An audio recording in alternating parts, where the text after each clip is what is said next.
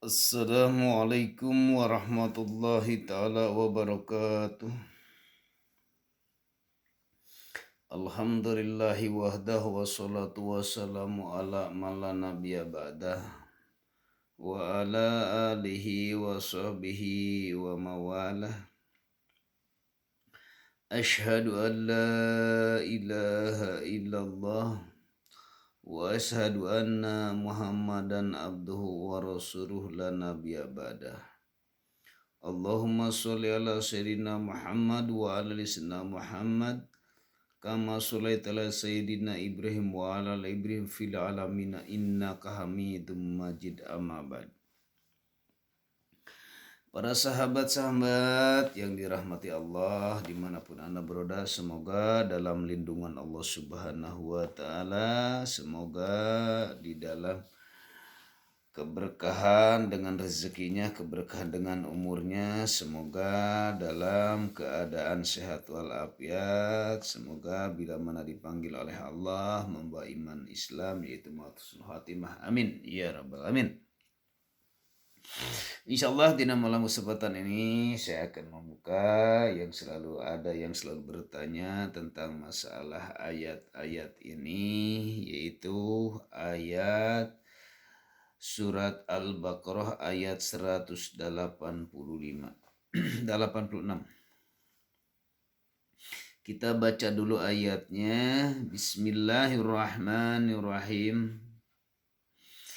Wa idza sa'alaka ibadi anni fa inni qarib ujibu da'watad da'i idza da'an bal yastajibu li wal yu'minu bi la'allahum yarsudun alayya. Ini bila mana yang selalu bertanya kepada dari para sahabat tentang masalah, wahai Muhammad, jika ada yang bertanya hambaku atau umatmu tentang masalah keberadaan aku, maka jawablah, fa inni qarib. Bila mana yang selalu bertanya hamba-hambaku tentang aku, maka aku, fa inni qarib, aku itu lebih dekat. Allah itu lebih dekat, ayat-ayat yang di bawah lebih dekat daripada urat nadi. Ujibu da'watid da'i idza da'an, aku mengabulkan permohonanmu dengan keadaan berdoa kepada aku.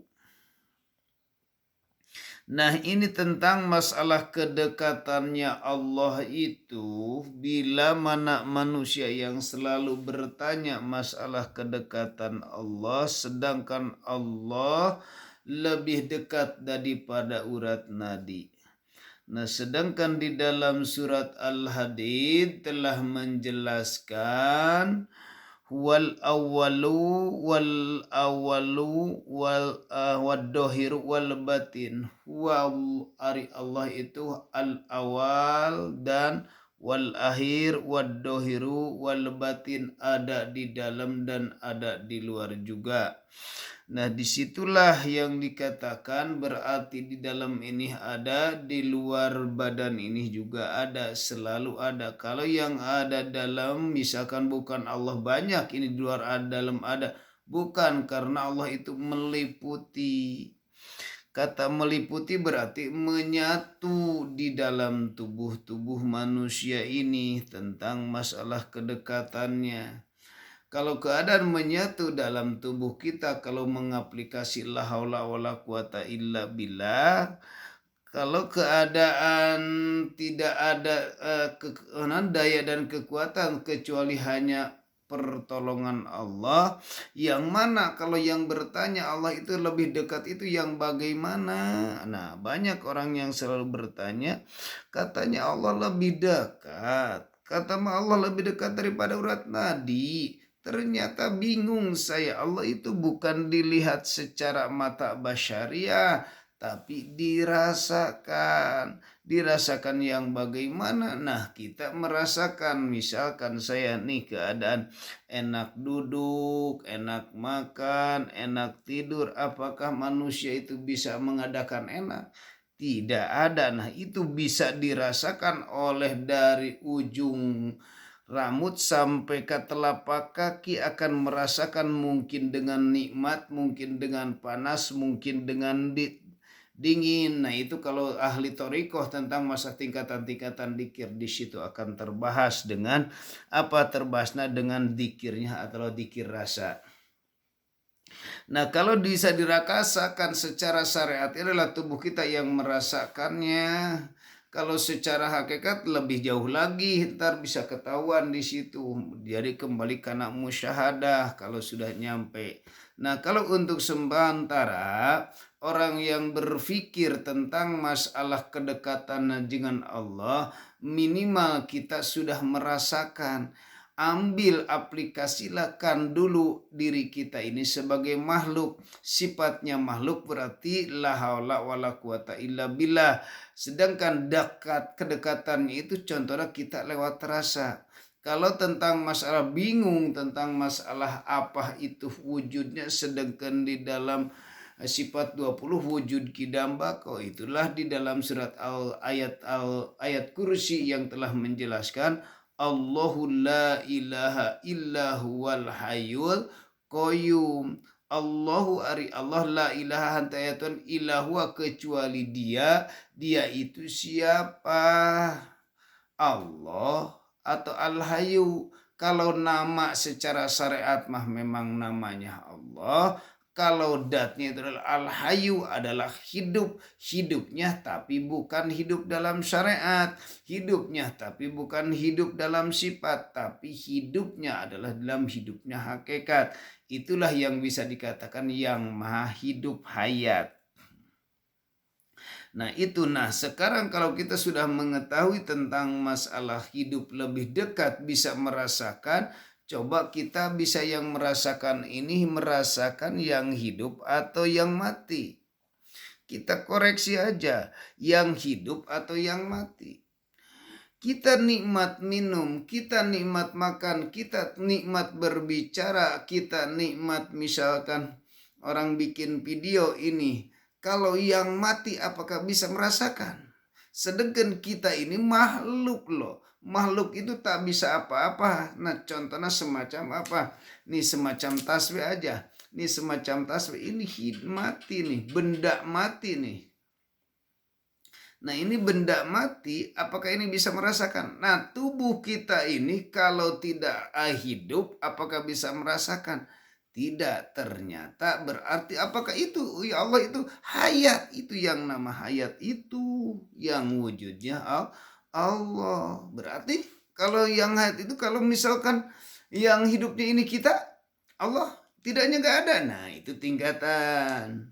Kalau kita mah adalah hidupnya dihidupi oleh Allah, diwujudnya adalah diwujudkan oleh Allah. Kalau kita di sisi syariat mah memang ada, tapi kalau di sisi hakikat adalah Adam. Hartina Adam itu ene atau tidak ada. Makanya kita harus berpikir untuk ketemu dengan Allah. Nah ketika kita ingin ketemu dengan Allah, maka tadi ayatnya tentang masalah. Makanya rata-rata manusia ini jarang ingin kembali kepada Allah. Jarang, cuma ingin kembali secara syariat doang. Tapi kalau secara hakikat ruhaniyahnya jarang. Di dalam surat Yunus telah menjelaskan, Bismillahirrahmanirrahim. Ayat berapa? Ayat 7. Innal ladzina la yarjuna liqa'ana wa radu bil hayatid dunya wa atma'annu biha walladzina hum an ayatina ghafilun. Innal ladzina, sebetulnya manusia la yarju, tidak mengharapkan. Manusia yang innalladzi sejauh la yarju tidak mengharapkan liko anna, tidak ada keinginan ingin bertemu dengan aku. Nah, tidak ada. Nah, contoh gini. Di dalam hati berarti ruhaniah kita yang bisa merasakan, ruhaniah kita yang bisa melihat adalah mata basyirah. Kalau mata basir liqa'a. Tak ada ingin bertemu dengan Allah. Kenapa? Tak mau, yang ada di dalam hati itu tak mau ketemu dengan Allah karena bingung, masih dalam keadaan bingung. Ternyata waradu bil hayatid dunya, dan ayeuna manusia itu pengen ketemunya dengan senang-senang. Makanya setiap kita melakukan sholat, ketika kita melakukan ketika melakukan ngaji, ketika melakukan sedekah, pengennya bersenang-senang. Makanya setiap ngaji pengen untuk mendapatkan pahala. Setiap sholat pengen untuk misalkan banyak harta. Setiap sedekah pengen pujian. Berarti itu untuk bersenang-senang doang ketika kita melakukan sholat. Tidak ada ruhaniah ingin bertemu dengan Allah. Nah, sabab tidak ada ingin bertemu dengan Allah, ternyata pengennya terus aja dengan bersenang-senang. Adalah secara hakikatnya mungkin yang lebih tingkatnya tiada lain kecuali hanya yang dengan pertemuan dengan surga kenikmatan. Nah, disitulah yang selalu berpikir, yang selalu di dalam hati kita ini, yang selalu ketika melakukan amal soleh itu pengen ketemunya dengan kesenangan. Tidak ada yang pengen ketemu dengan Allah. Kalau pengen ketemu dengan Allah, Allah yakin akan mendatangkan kesenangan. Nah, itulah terhijabna. Maka waradu fil hayatid dunya wa atma'anu. Nah, waradu dengan kesenangan dunia itu adalah mereka yang bisa merasakan tentram. Kenapa? Karena kalau banyak uang tenang, bisa ibadah. Kalau banyak harta tenang, kalau cantik, misalkan istri cantik, tenang, itu semuanya itu kesenangan seperti itu. Makanya salatnya ditukerkan kena urusan dunia. Sedangkan di dalam Al-Quran surat Al-Baqarah wala tastaru bi ayati samanan kolila, ayat-ayatnya ditukarkan kepada harga-harga yang sangat murah. Padahal watmantu biha walladzina hum min ayati ghafilun, berarti itu ciri-ciri ayat-ayat yang lalai. Ciri-cirinya ciri ayatnya di sini yang berarti ayatnya rohaniah atau ciri-cirinya adanya Allah yang lalai, selalu dihijabkan kepada Allah. Ulaika ma wahumun naru bima kanu yaksibun. Mereka tempat-tempatnya kepanasan. Ayat dengan kepanasan ketika manusia itu kalau misalkan melihat seseorang kaya, melihat seseorang terbeli apapun, maka yang ada di dalam dadanya terus akan merasakan kepanasan. Tetangga beli kulkas, kita panas. Tetangga beli mobil, lebih panas lagi. Nah, di situ lebih panas terus dengan seperti itu. Makanya dengan kepanasan itu manusia akan lalai kepada Allah. Tidak ada ingin untuk pertemuan dengan Allah. Ternyata yang ada di dalam dada anar, terus sifat panas yang ada dalam dirinya, terbakarlah itu dari nafsu itu selalu dibakar oleh Allah Subhanahu wa taala, nafsu dunianya. Apalagi kalau manusia itu kalau mulai dari kaya, sesudah kaya ternyata dijatuhkanlah sampai ke miskin, dijatuhkan sampai ke tak punya apa-apa, maka manusia itu tak mau untuk lagi kerja keras, tak mau lagi jatuh lagi namanya. Maka apapun yang telah dia kerjakan supaya kita mendapatkan lagi secara semula, tidak melihat, jangankan melihat, kembali melakukan sholat, ternyata mencari pesugihan. Na'udzubillahimin. Dari ketika manusia telah datang melakukan pesugihan, maka di situ apapun yang selama ini kita merasakan dan haram-haram itu pastinya kebanyakan akan dilakoni, akan dijalankan seperti apapun, sanajan dengan kata membunuh atau kata menyantet atau menyelurkan seseorang dengan jatuhnya. Kenapa? Dikarenakan di dalam dadanya adalah anar, panas-panas seperti itu.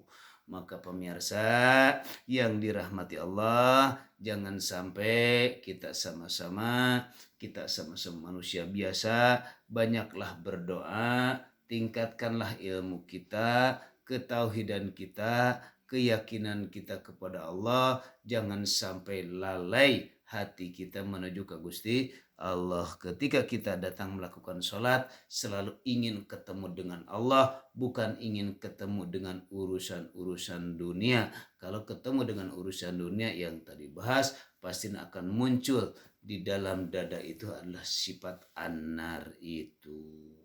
Insya Allah semoga bermanfaat kepada siapapun yang selalu menonton, mendengarkan pengajian ini. Semoga berkah ya, semoga dalam lindungan Allah Subhanahu wa taala.